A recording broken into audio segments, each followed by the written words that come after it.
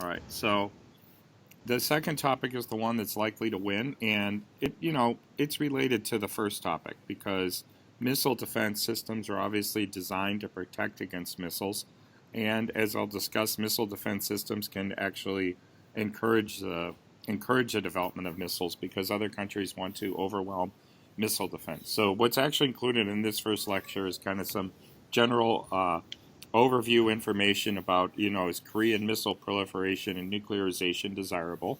How does the missile defense impact missile proliferation and nuclearization? And what are the pros and cons of missile defense beyond missile, and nuclear proliferation? Proliferation refers to the spread of weapons as well as to defense. So in this lecture, I'll cover the history of the Peninsula conflict, the history of the conflict on the Korean Peninsula, whether or not Korea is a modern threat, missile defense and ballistic missiles as threat and defense, and then other key items to know.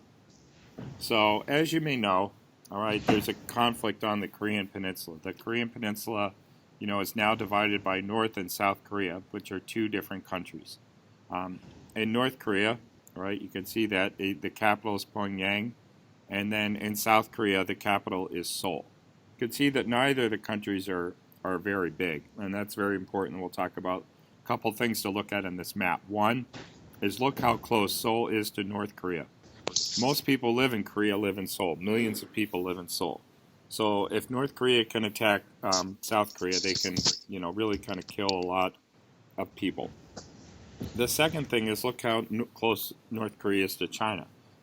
In the previous conflict, the Korean War in the 1950s, all right, which resulted in the division of the country between the two, China and Russia militarily supported North Korea. China's position currently is kind of a little bit, more ambiguous. They don't really directly support the current regime. They don't favor the Korean regime, but look how close they are. That's important to note that, in a conflict, it is possible that China could support North Korea again. And kind of more significantly, if the regime collapsed in North Korea, millions of refugees would flee North Korea, and they'd likely end up going to China. The map on the right, the top right, kind of gives you a little, better kind of an idea as to where the Korean Peninsula is kind of positioned in Asia. And then on the left side, that map on the bottom is a little bit of a kind of a geographic map. On the left there, you see the Yellow Sea, and then on the right, that's actually the East Japan Sea, and that's where North Korea has been shooting a lot of missiles into there. On the right, you could see Japan. Japan is currently allied. Japan is allied, has been since World War II, the end of World War II, with the United States and South Korea. So you kind of have Japan, South Korea, you have North Korea. They're both opposed to that, and you have a little bit of both of them allied with China.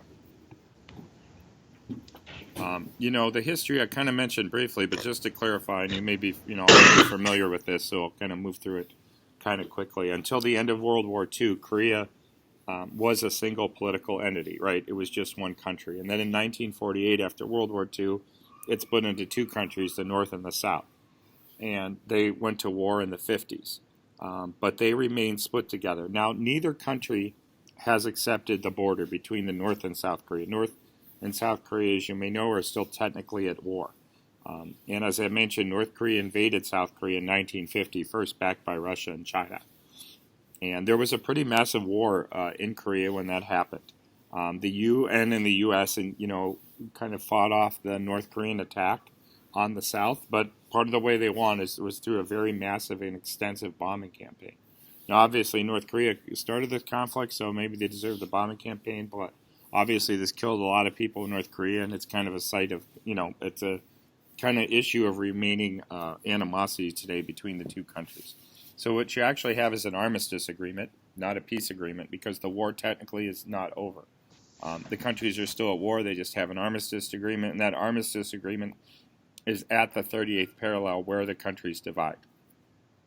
So you have two countries. Sometimes you have the North Korea, which is kind of technically called the Democratic People's Republic of North Korea, and the DPRK.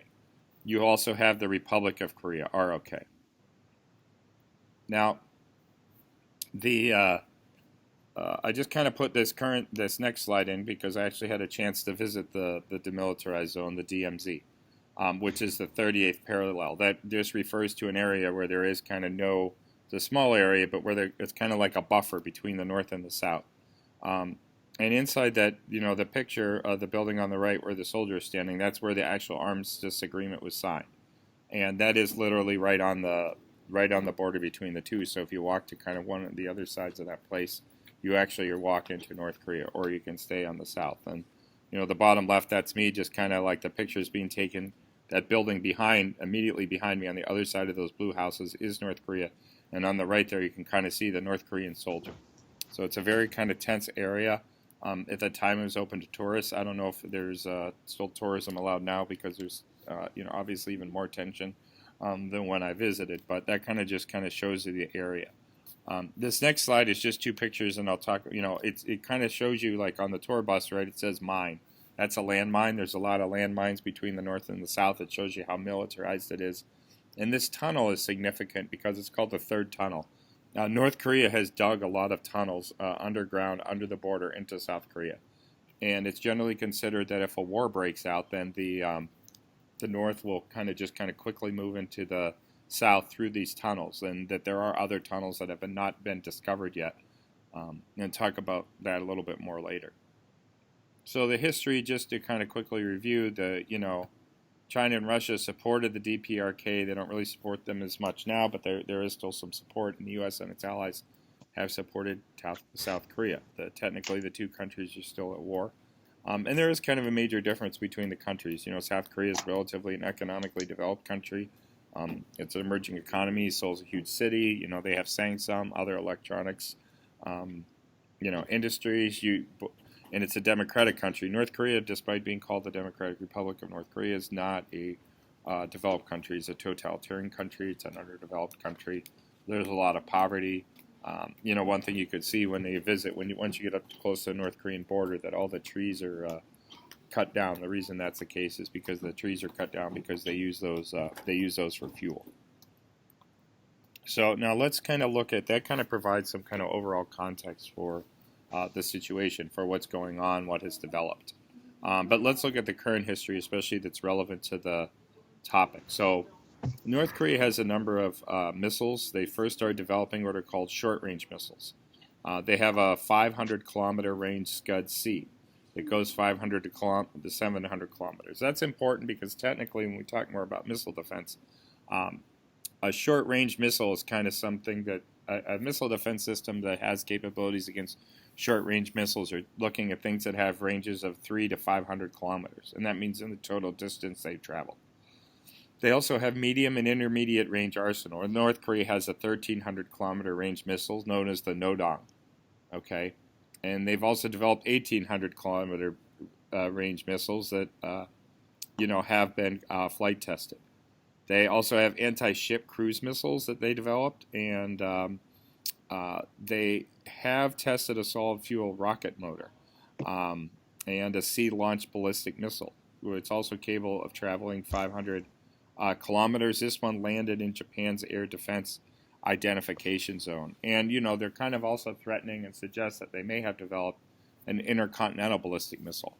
A ballistic missile, it's important to emphasize, is one component of a nuclear weapon, right? So you have a warhead, which could be a nuclear weapon, a chemical weapon, or a biological weapon, or even really just other form of conventional warhead, but usually one of those three, attached to a missile. The missile goes up into the sky, hits a target, right? It comes back down. So just to kind of categorize those two different things. Now, that's kind of generally recent history, right, in the 2000s. But there's also kind of some immediate, I guess I would describe as immediately recent history. And this may, let me just click through this. Can you see this even better on the screen now? Yeah. Okay. Yeah. All right.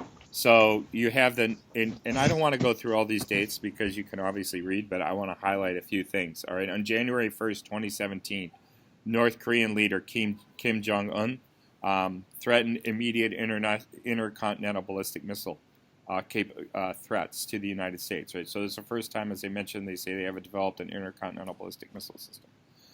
China and Russia agreed to kind of support countermeasures against U.S. THAAD system. I have a second lecture that maybe we'll have time to get into today, but it's also kind of recorded here. It's kind of a little easier showing you the PowerPoints and talking through it directly this way, because I did in front of a large group. But it's lecture 2, and you can listen to that. Okay, that says China and Russia have agreed to countermeasures to THAAD. THAAD is a theater high altitude area defense missile system that's designed to go after missiles that have a range of approximately 300 kilometers, right? So those first types of missiles that North Korea developed. So the U.S. wants to put a missile system, a missile defense system into Korea, and I'll talk about it more details later. But China and Russia are kind of generally opposed to this because they think it has capabilities against their own missile systems. So then we kind of see that, you know, they've also launched an improved kind of intermediate range missiles, 300 to 500 kilometers, and you know, they've kind of been parading these missiles, okay, moving them around. Now, the U.S. has kind of sent some parts of the missile defense system to South Korea. Some of it had started to get deployed, but another important thing to know, and we see this towards the bottom, is that South Korea, it was either March or April, impeached their president, all right, and they had a conservative president who supported the deployment of missile defense. Their new president, Moon, is not as supportive of missile defense deployments in South Korea. So this has kind of been slowed down. The most recent evidence you can find kind of goes both ways, and it's kind of really more predictive. All right, it's like, will Moon really support the full deployment of missile defense, or will he be opposed to it? He's getting a lot of pressure from China to oppose to not deploy this U.S. THAAD missile defense system because of its capabilities, but he's also getting a lot of pressure from Trump to deploy the missile defense system because of its capabilities, and the U.S. wants the THAAD missile defense system. And Moon, I think in the next couple of weeks or very shortly, relatively shortly, is going to visit the United States and visit with Trump, so I'm sure there'll be a lot more reports about that. But you can see this kind of escalation of the conflict. You may have noticed just on the news, even if you just casually have it on, or you see things on the news on the internet, that there's a lot of tension between the U.S. and North Korea now, primarily because North Korea has claimed it has developed this intercontinental ballistic missile, and saying it has the capabilities to hit the United States. The president has also just been shooting missiles into the East China Sea with a lot of regularity, increasing the threat. Kind of just generally been engaging in threatening rhetoric. It was also the case that when Obama left office, when he had his first meeting with Trump, he told Trump that he thought the greatest problem internationally that Trump would face, despite all the talk about ISIS, is North Korea. So there's a lot of kind of emerging consensus that North Korea is potentially a large problem. It's unclear how exactly anyone's going to deal with it without having a major war that would kill millions of people. But this topic is a hot topic. The topic generally of Korea's security is a very hot topic at the moment that's being discussed, every day, really, in the media. The THAAD deployment in particular is also a hot topic that's being discussed. So this is a very live issue. And all your arguments are going to change. If you debate this topic in the fall, you're going to have to make some adjustments to your articles. So this brings us to the question, though, why is North Korea doing this? Why are they developing these weapons, these missiles, right? They develop nuclear weapons. Why to put on top of the missiles? Why are they shooting into these China Sea? Well, they fear that the U.S. will blow them up. If you're aware of kind of recent history, you know that the U.S. launched an invasion of Iraq and toppled the government, right? Toppled the Libyan government. And, arguably we're kind of making some measures to attack the Syrian government as well. So Korea fears that if it doesn't have these weapons and is not capable of kind of implementing a lot of destruction, that the United States will attack them as well. Second, it's going to strengthen the credibility of the regime internally by developing these. North Korea doesn't have a lot going for it. It's really isolated because a lot of countries won't trade with them. There's a lot of sanctions. North Korea kind of blocks its ability for its citizens to communicate with the outside world because they don't want its citizens to realize how poor North Korea is. But this is kind of how the regime maintains its survival. They're like, hey, we're great. We're a military power. We can take on the rest of the world. We can confront them. They also people say, hey, they want a bargain for troop withdrawal. They want, the U.S. currently has 30,000 troops in South Korea. And they kind of think if they keep threatening the United States and threaten to launch nuclear attacks on the U.S., that the U.S. will just give up and move its troops out of South Korea, and that Korea will be unified under kind of the North Korean flag. They also want to undermine the USROK, the Republic of Korea alliance, right? They want to weaken our alliance between the U.S. and South Korea, and really even other alliances in the region. And of course, they can make money selling weapons they develop, though. This is not really a significant source of funds because most countries don't trade with them. But it's kind of a bigger that they want to kind of protect their own government, both kind of to prevent it from being blown up and to strengthen the credibility of their own regime. Now, what can the U.S. and others do about it? Well, we've tried a lot of different things, okay? We've tried sanctions. Sanctions are economic penalties. We make it more difficult for countries and companies to trade with North Korea. So they're pretty isolated, and the U.S. has recently put a lot of economic threat in China. We've encouraged China up to this point really to put more sanctions on Korea to threaten the North Korean government. And yesterday, actually just yesterday, the United States sanctioned a Chinese bank and a couple individuals that were trading with North Korea, meaning that bank can no longer do business in the United States, and those individuals are limited to do that too. China is kind of very reluctant to put too much economic pressure on the North Korean government because they actually fear that if the government collapses, that millions of refugees will spread into China. You may have kind of be familiar with the refugee crisis, right, that Europe is facing. Millions of refugees have kind of made their way into Europe because their governments have collapsed in the Middle East and North Africa. And it's actually kind of, it's hard for those people to get to Europe. All they have to, they have to cross the Mediterranean Sea, or they have to walk these long land routes. Whereas think about it, if there's a huge problem in North Korea, and all these North Korean refugees start fleeing into China, it's just like the border's right there. There's no way you can completely control that border. So millions of North Koreans, in the event of a major conflict, would probably head into China. We've also tried to be nice to North Korea. We've kind of, tried what's called the Sunshine Policy. Well, South Korea's tried that. And their new president kind of backs a more soft-line policy, a more kind of sunshine policy. Let's try to be nice. One example of this is that there was a joint and kind of industrial zone between North Korea and South Korea that was happening, and they were kind of participating in it together. But after some of the missile tests, the South Korea kind of backed out of this cooperative industrial zone. And one of the things that Moon wants to do is kind of open the industrial zone back up. So then there's also kind of engagement approaches, which are similar to being nice, but also involve making it like a deal, a small deal. Like, for example, we had a deal in the early 1990s where we said to North Korea, hey, we're going to give you a bunch of food aid because all your people are starving, all right, as long as you don't develop nuclear weapons. Well, North Korea took the food aid for a long time, and then we found out they were still developing nuclear weapons.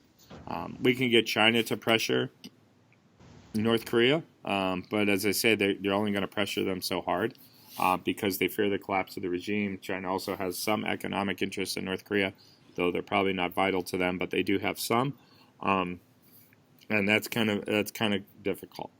We could attack them, North Korea, but there's problems. Lots of people would die. Millions of people would die in a war. Or we could deploy missile defense. So that's kind of why this is it's really kind of the central kind of theme of the debate topic for the U.S. for the fall. And even in the Korea tournament, I know a few people from Taiwan might go to the tournament in Korea. We could, South Korea could just kind of advance its sunshine policy, its engagement policy. And I'll have another lecture where I kind of talk more details about that approach generally. But the sunshine policy or engagement policy would include probably things like, hey, not deploying missile defense, right, rather than deploying missile defense, which would be kind of more a part of a hard line or a containment policy. So that's kind of how missile defense fits into the general discussion. I am going to go kind of a little bit into missile defense now, just kind of not into so many details. But before I do that, does anyone have any questions or comments they want to make? No? Okay. So one of the central, one of the main debates in the missile defense literature, right now in the literature regarding North Korea, is should the U.S. Should Korea allow the United States, I think is the best way to say it, to deploy theater high altitude area defense into South Korea. And this is going to be a big part of our debates in the fall. There's different types of missile defense systems. Now, they're all designed, obviously, to stop missiles from hitting South Korea, or just generally whatever their intended target is. But they kind of function differently. The way that THAAD functions, as you can see on this chart, okay, is that the enemy launches a missile. It goes up through the boost phase, the mid-course phase, and the terminal phase. The terminal phase is where it starts to decline, and that's where the missile launcher, right, goes. Goes and the missile launcher on the right is really the thing that intercepts the system. Okay, intercepts the missile and its terminal phase.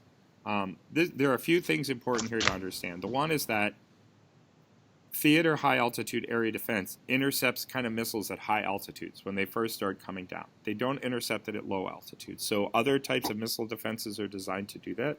And other types of missiles that North Korea is developing, such as sea-launched ballistic missiles, cannot be intercepted with that. All right, that simply, the missiles are too high in the air. Second of all, you have to look at the range. It's kind of generally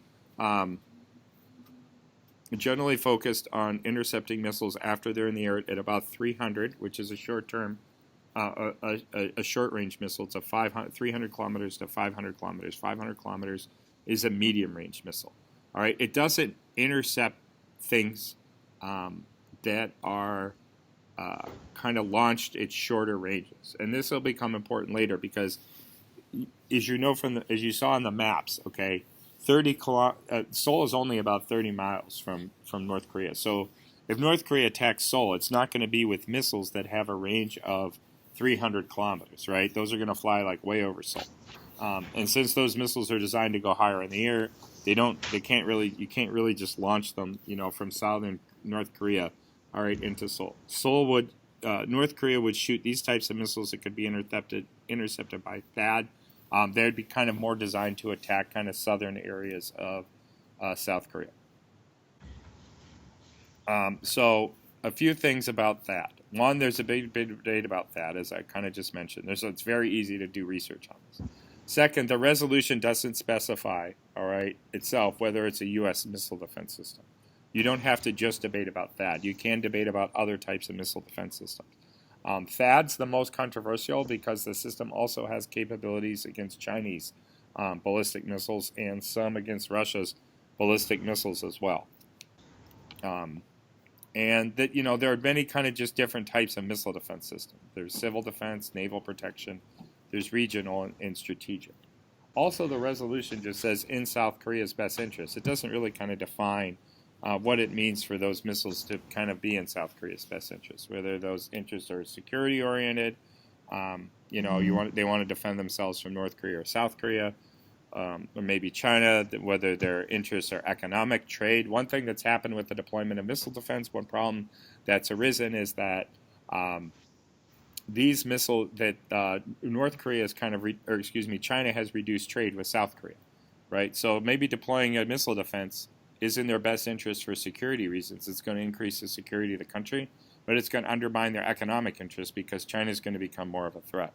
There are also kind of political interests, like, maybe deploying a missile defense will improve relations with the United States because Trump really wants them to deploy the THAAD system. But if they deploy the THAAD system, it's going to undermine their political or foreign relations with China. So, the resolution does say in South Korea's best interest, and you kind of always need to go back to that question. But that's kind of what's going on. That's something to think about. Now, what are the benefits of missile defense generally? Well, it shoots down missiles, right? We all know that when we want the missiles to get shot down. We want to defend ourselves. It reassures our allies. So, for example, if like Japan's Article 9 of Japan's Constitution says that Japan can't develop nuclear weapons. That was part of the peace treaty that the U.S. negotiated, all right, with Japan at the end of World War II. Says that they cannot develop weapons, but nuclear weapons. But Japan is kind of considering getting rid of Article 9 and starting to develop nuclear weapons. So if the U.S. is seen as kind of not supporting South Korea, if it's seen as kind of abandoning missile defense, then maybe Japan, in order to protect its own security, will develop their own nuclear weapons, and maybe that's good or bad, but most people think it would be bad. Depending on the president, as I mentioned, it could boost relations between the two countries, and of course, it supports South Korea's kind of own technology development, and of course, U.S. technology development as well. Now, what are some of the problems with it? Well, the biggest problem with just deploying missile defense is that it destroys what's called mutually assured destruction. Mutually assured destruction is the idea that if one country launches an attack on another country. So, for example, if Russia launches an attack on China, then China would be able to retaliate with nuclear weapons, right? And that protects each country's security because they deter one another.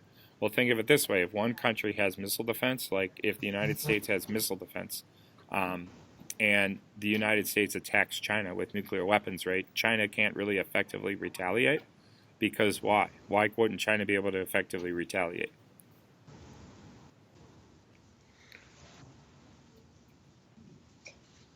So think about it. The U.S. has a missile defense system designed to shoot down missiles. The U.S. launches an attack on China. Why can't China retaliate? Missile defense. Yeah, exactly, right? So you see how missile defense undermines the deterrence, right? Right. Oh, and I actually clicked through 2 more slides there. So it undermines the deterrence between these countries. That's why China fears that if the U.S. deploys this THAAD system, all right, that they'll have a more effective missile defense against Chinese missiles, undermining deterrence. It also hurts relationships with China, as I already mentioned, particularly THAAD. It's caused a lot of economic retaliation. So, for example, China has now prevented tour companies from booking tour groups to South Korea, all right, as a form of economic retaliation. Do you see this? Okay, so, and tourism is a major part of South Korea's economy. It also has kind of strained relations with the U.S., right? Now we even see yesterday the U.S.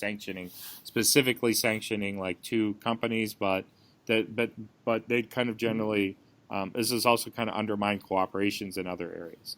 It hurts South Korea. It hurts relations with South Korea.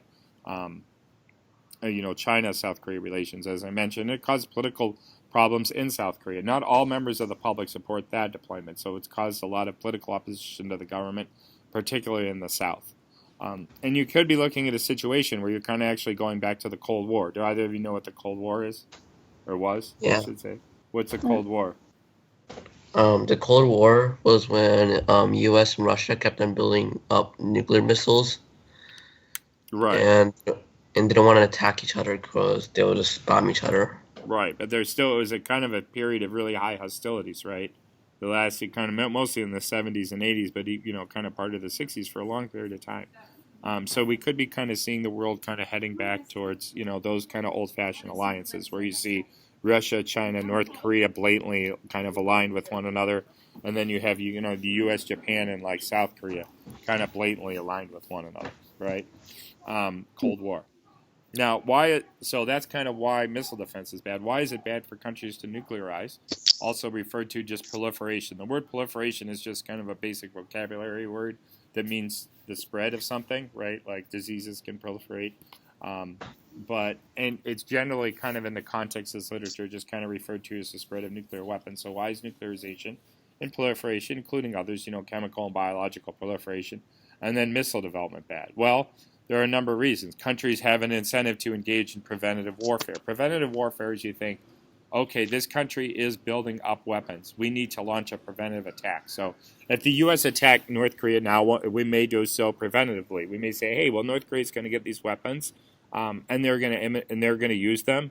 So if we destroy the regime, if we topple the regime, then we'll prevent a security threat. This was part of the rationale for why the U.S. invaded Iraq, right? We wanted to destroy the regime to prevent a future war. Then it also creates incentives to preemptively strike. Now, preemptive strike is part of preventative warfare, but a preemptive strike can occur for reasons other than preemptive warfare. Preemptive strikes generally occur when one party thinks the other side is imminently about to strike, and they want to strike first in order to gain a military advantage. So those are related, but just so you know, they're not exactly the same thing.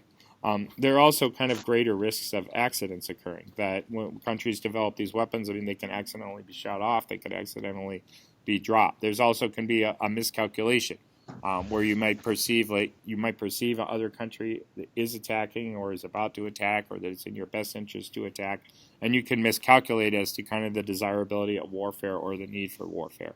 Of course, terrorists generally could steal these weapons, whether the warheads or the missiles themselves. They can also be sold. I mean, I said it's difficult for North Korea to sell these weapons, but they have sold some of them. Now, all right, why is nuclearization or proliferation of missile development good? Well, countries can defend themselves, right? They can defend themselves from the U.S. or just from other countries in general. It does establish mutual deterrence, maybe, if they have these weapons. They can develop the technologies, and I mentioned, especially in the case of North Korea, but really in true of every country, is that there's kind of an issue of national pride. All right, now, kind of towards the end here, I'll talk about kind of other important stuff to know, because this is, kind of an introductory talk.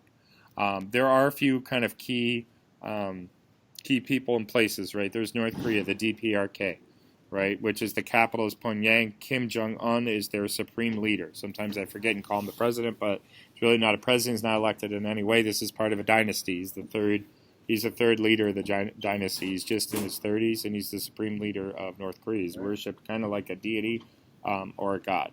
The second, and then you have Seoul, the Republic of Korea. The Republic of Korea, which is the country. Seoul is the capital. Jae-in-moon, all right, is the new president. You have THAAD, Theater High Altitude Area Defense System, PAC-3, South Korea Missile Defense System, NMD, National Missile Defense, WMD, Weapons of Mass Destruction. MAD is Mutually Assured Destruction, right, which we talked about. MAD, they deter each other. Then you have nuclear, biological, and chemical weapons, chemical and biological weapons, CDW, CW, chemical weapons. You have ICBM, Intercontinental Ballistic Missile, SLBM, Submarine Launched Ballistic Missile, MRBM, Medium Range Ballistic Missile. I highlight these because when you read through some of the articles, these are some of the things that you're likely to see, that you're likely to come across, and it's important that you kind of have an understanding of